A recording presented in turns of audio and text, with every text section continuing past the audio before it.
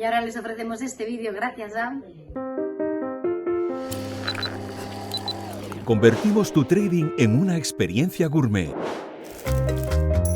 IG, obsesionados con darte la mejor atención al cliente. Pon a tope tu trading con IG. Antes, comenzamos ya con las claves de la tarde. Esta semana era la semana del default, que finalmente, por cierto, pues como ya saben, no ha ocurrido. Estados Unidos suspendió su techo de deuda y bueno, ya puede emitir toda la deuda que quiera, a priori sin límites. Y ahora le toca a Estados Unidos hacer números de cuánto dinero tiene que emitir para poder hacer frente a todos los pagos que tiene pendientes. Bueno, pues ayer el Tesoro ya lanzó una nota de prensa con esos planes. Y vaya planes tiene por delante, porque le quedan unas semanitas donde va a inundar de deuda al mercado de renta fija. De hecho, en su comunicado, el Tesoro habla de rellenar la cuenta general del Tesoro de forma gradual, aunque ya les digo yo que eso de gradual tiene poco, y enseguida les damos los datos, porque ya les digo, Estados Unidos tiene un plan: engordar más bien su cuenta general del Tesoro, que en gran parte se hace gracias a la emisión de deuda, en casi $500 billón, billón con B, estamos hablando de millones de millones, casi $500 billón, y en menos de un mes, en unas pocas semanas. Dice que espera que su balance de efectivo, es decir, la cuenta general del Tesoro, donde está el dinero que entra y sale para hacer los pagos más frecuentes, por ejemplo, pues pagos a los funcionarios o, bueno, por ejemplo, pagos de deuda o incluso lo que le cuesta la luz también al gobierno de los Estados Unidos. Dice que espera que esa cuenta esté en los 425.000 millones de dólares a finales de junio. Piensen que hace solo unos días, cuando todavía no se había aprobado el techo de deuda, esa cuenta estaba raquítica, solo tenía algo más de 30.000 millones. Sí que es cierto que en ese mismo comunicado el Tesoro anuncia que ha reculado un poco en el ritmo de emisión de deuda, porque dice que el 1 de mayo, es decir, hace ya más de un mes, esperaban que para finales de junio la cuenta estuviera en 550.000 millones, por lo que parece que se lo han pensado mejor y han decidido posponer un poco más la emisión de 100.000 millones de dólares, porque ahora creen que para finales de este mes de junio van a tener en esa cuenta 425.000, casi $500 billón, como les decíamos. Pero hay más sobre el plan de Estados Unidos con su deuda. Dicen que todavía esperan que la cuenta aumente en el mes de julio, que en agosto baje un poquito y que ya para septiembre se sitúe en unos niveles razonables y consistentes, dicen, con la política del Tesoro. Eso sí, dice Estados Unidos que van a ir monitorizando el mercado y que van a ajustar sus planes en función de lo que estén viendo.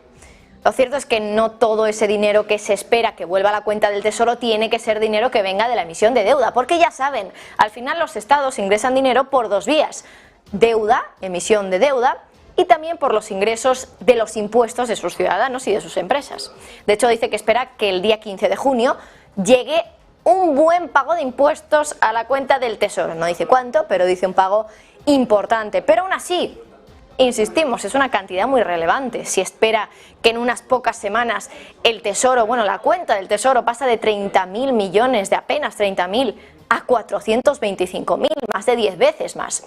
La cosa es que el propio Tesoro ha reconocido en ese comunicado que la emisión de deuda se va a acelerar. No dice exactamente cuánto, de esos prácticamente 400.000 millones de dólares nuevos que va a haber en la cuenta, exactamente qué porcentaje vamos a tener de ese dinero emitido en deuda. Y todas las semanas, eso sí, lo que nos dice Estados Unidos es que va a emitir letras del Tesoro con un plazo de 6 semanas, durante todas las semanas, y que la primera va a ser anunciada, de hecho, hoy mismo, día 8 de junio.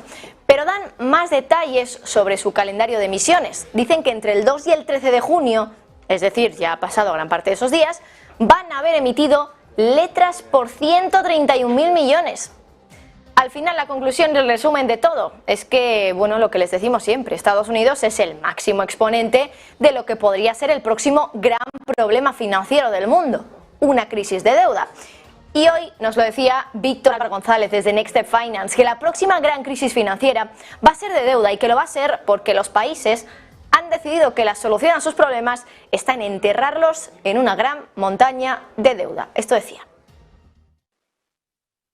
Bueno, yo sí estoy de acuerdo en que la próxima crisis financiera será de deuda, pero me gustaría matizar, y sobre todo en caso de que me cojáis un titular, diría, pero no creo que vaya a ser ahora. Es decir, la próxima crisis será de deuda porque los gobiernos, todos los gobiernos ahora, con el beneplácito de todos los políticos, lo que hacen frente a los problemas es enterrarlos en una montaña de deuda, es decir, de dinero.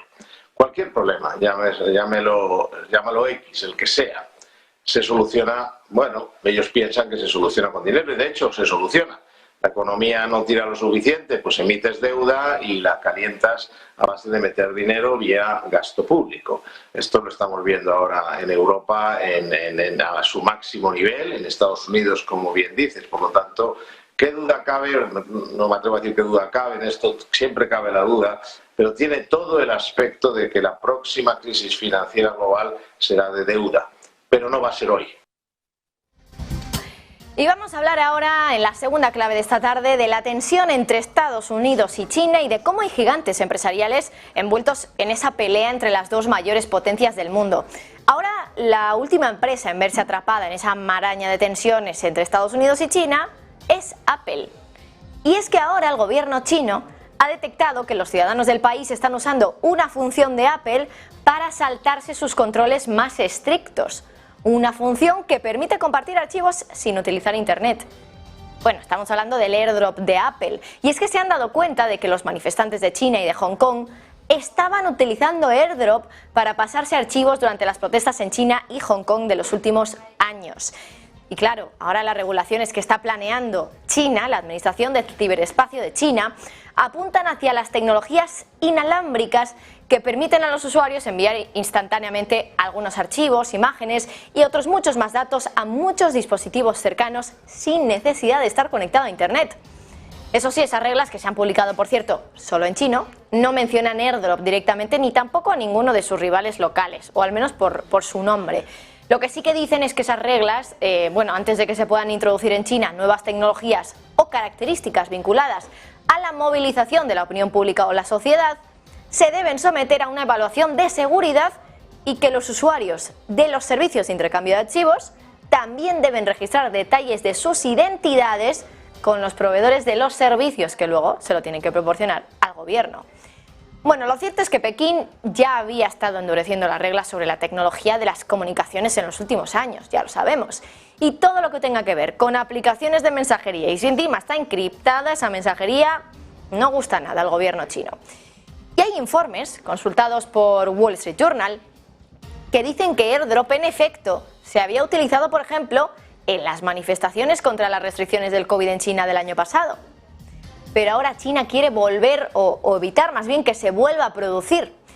Y es probable que con esas nuevas normas los operadores tengan que entregar números de teléfono, datos de identificación o otra información también de las personas que envían información usando sus servicios si las autoridades lo solicitan por motivos de seguridad. No es la primera vez que China además pediría información a Apple sobre sus usuarios. Ya la compañía dijo en la segunda mitad de 2021 que el gobierno le había mandado 1.261 solicitudes de información sobre los dispositivos de usuarios y que Apple cumplió con el 93% de esas solicitudes. Ya saben ustedes que además Apple y China tienen una relación importante, es una región, un mercado que además tiene un peso muy importante también en sus resultados. Por eso quizá a Apple le convenga relativamente tener a China contenta, porque al final recuerden que pues allí también en China tienen una de sus grandes fábricas, aunque ya saben que ahora parece que Apple también está intentando deslocalizarse un poco o al menos no depender tanto de China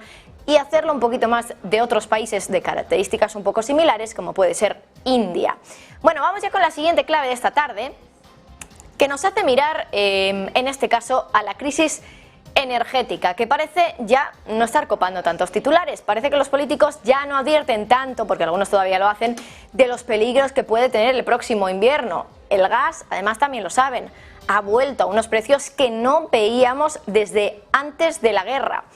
Pero aún así, este año ha habido una empresa del sector energético que sigue enriqueciéndose a un ritmo de récord. Lo contábamos en el día de ayer, es Trafigura, una empresa de trading de commodities. Y a pesar de que ya en 2023 parece que esas dos palabras, crisis energética, fueron trending topic el año pasado, eso ya lo saben, pero en 2023 parece que ya han desaparecido de nuestro vocabulario. Lo cierto es que la compañía Trafigura ha ganado 5.500 millones de dólares en el primer semestre de este ejercicio. ¿Cuánto es esto respecto al año anterior? Bueno, pues es más de un 108% más que el año anterior, o sea, el doble de lo que ganó en la primera mitad de 2022, cuando empezó la guerra y cuando empezó, por lo tanto, también la crisis energética. Y ahora, un año después, que parece que se ha relajado un poco todo lo que tiene que ver con la crisis energética, sigue ganando mucho dinero esta empresa, 5.500 millones. Bueno, pues de esos 5.500 millones que ha ganado en este primer semestre, primera mitad de 2023, más de la mitad de ese dinero ha ido a parar a sus empleados en forma de bonus. Bueno, un claro ejemplo de cómo la crisis energética está beneficiando a muchos con unas recompensas sin precedentes. Y es que de esos 5.500 millones ha repartido entre sus empleados 3.000 millones de dólares en concepto de bonus o pagos extraordinarios. Es el pago más alto de la historia de Trafigura, el pago a sus empleados en forma de bonus. Ahora, son 3.000 millones, pero ¿entre cuántos se reparten el botín? Claro, eso es lo más importante. Bueno, pues dice Bloomberg que se hace entre los empleados propietarios y que según el último recuento son unos 1.200 empleados, es decir, que de media van a recibir unos 2,5 millones cada uno. Bueno, el dividendo se reparte entre los empleados propietarios de Trafigura. El último recuento es de unos 1.200, según uno de los portavoces de la empresa, con lo cual, pues ya saben, recibirían de promedio, de media, unos 2,5 millones cada uno. Desde luego, muchísimo dinero, y que nos pone de manifiesto cómo todavía hay compañías que se benefician de las desgracias, entre comillas, ajenas. Y lo vemos, por ejemplo, en compañías del sector de la defensa, que al final son las que fabrican esas armas, y que luego vemos como cuando hay una guerra, como cuando comenzó la invasión de Rusia en Ucrania, estas compañías se disparan en bolsa. Por ejemplo, sin ir más lejos, Rheinmetall en Alemania, que por cierto es una de las compañías que fabrica esos tanques que ya se han mandado, esos Leopard, que ya se han mandado a Ucrania, que en un primer momento no se quería hacer, pero que acabaron mandándose a este país. Bueno, pues ya lo ven ustedes, al final la crisis energética también está enriqueciendo a muchos, y entre ellos están los 1.200 empleados de Trafigura, trader de commodities, que ganó 5.500 millones en la primera mitad de este año, ojo, solo en la primera mitad, y de esos 5.500 millones, 3.000 millones, más de la mitad, ha ido a parar a los bolsillos de sus empleados en forma de bonus. Todo un botín, incluso podemos decir que, bueno, pues básicamente se ha ganado a costa de la crisis energética y del subidón de los precios de la energía. Y bueno, por último, hoy también vamos a hablarles del dato, desde luego, que ha sido el dato del día en Europa. Hoy en la eurozona hemos tenido un dato que ha sorprendido al mercado, ha sido el de la revisión del dato de PIB de la zona del euro. El dato ha salido negativo, se revisó, por cierto, el dato de PIB desde el 0% aproximadamente, 0,1% que se había dado anteriormente, y ahora se ha visto que realmente Europa se ha contraído un 0,1%, es decir, recesión técnica. Esto es curioso porque, como decimos, Europa ha entrado en recesión por culpa además de dos revisiones de los datos.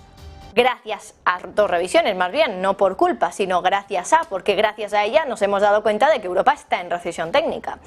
Porque ya saben que la recesión técnica ha llegado porque 2 trimestres están en negativo, estos datos de PIB, datos de Producto Interior Bruto.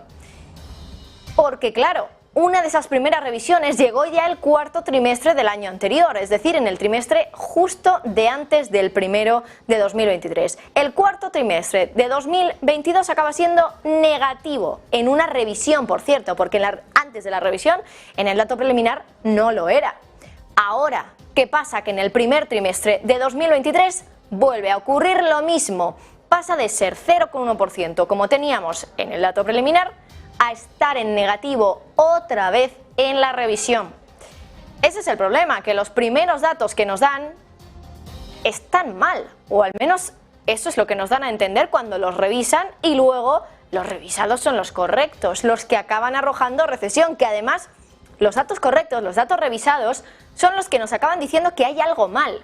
Con lo cual, el dato que más atención mediática capta, que es el primero, que es la novedad, ahí no sale lo malo, sale en la revisión, cuando ya la reacción de los mercados se ha realizado en base al primer dato, al preliminar. Y eso, como digo, es un problema, porque sí que es cierto que cuando se revisa un dato de PIB, Como digo, la atención mediática sigue ahí, en ese dato, por supuesto, pero solo con el dato de PIB, porque es ya de por sí, per se, es novedad que se revise, y de hecho en Estados Unidos ocurre. Ya saben que siempre tenemos 3 lecturas del dato de PIB, tenemos la primera, la segunda y la tercera ya es la última porque es la última revisión que se realiza y por lo tanto el dato que acabamos tomando como bueno. Se hacen 3 revisiones y las 3 revisiones reciben atención mediática, pero ¿qué pasa cuando la revisión de un dato llega por lo bajini, es decir, como algo más oculto, algo que los mercados no dan como tan importante, no les dan tanta importancia? Porque eso ocurre, por ejemplo, con un dato en Estados Unidos que sale todas las semanas y que quizá, claro, la semana en la que sale, ese dato es el importante y no lo es tanto el de la semana anterior porque ya salió la semana pasada. Bueno, pues estamos hablando de un dato que sale todos los jueves, es el dato de las peticiones de subsidio por desempleo semanales. De repente lo que ocurre en este tipo de datos es que vemos que el dato de la semana anterior se ha modificado porque se ha revisado. Pero claro, el dato al que ha reaccionado el mercado es el que sale la semana de antes y nadie mira, o al menos nadie reacciona en el mercado al dato revisado que sale la semana de después, porque entonces el dato nuevo, el dato de esa semana, es el que se mira y no la del anterior, que se supone que el mercado ya ha reaccionado a él. Por lo tanto, ¿hasta qué punto eso es algo intencionado? ¿Por qué no dan el dato bueno en primer lugar? ¿O no es mejor esperar a que el dato sea fiable para darlo en primer lugar y no esperar a dar una revisión que capta mucha menos atención mediática? Claro, eso lo decimos nosotros que queremos saber cuál es el dato bueno, pero habría que entender también qué es lo que se revisa, por qué se revisa y por qué acaba saliendo el dato en un menos 0,1% en lugar del 0,1% que era el que se había dado en un primer momento, porque al final parecen unas pocas décimas, pero esas pocas décimas nos dicen si Europa, si la zona del euro está en recesión o no, y al final dar ese concepto, dar esa definición a la situación económica en Europa es también muy importante, aunque solo estemos hablando de unas pocas décimas.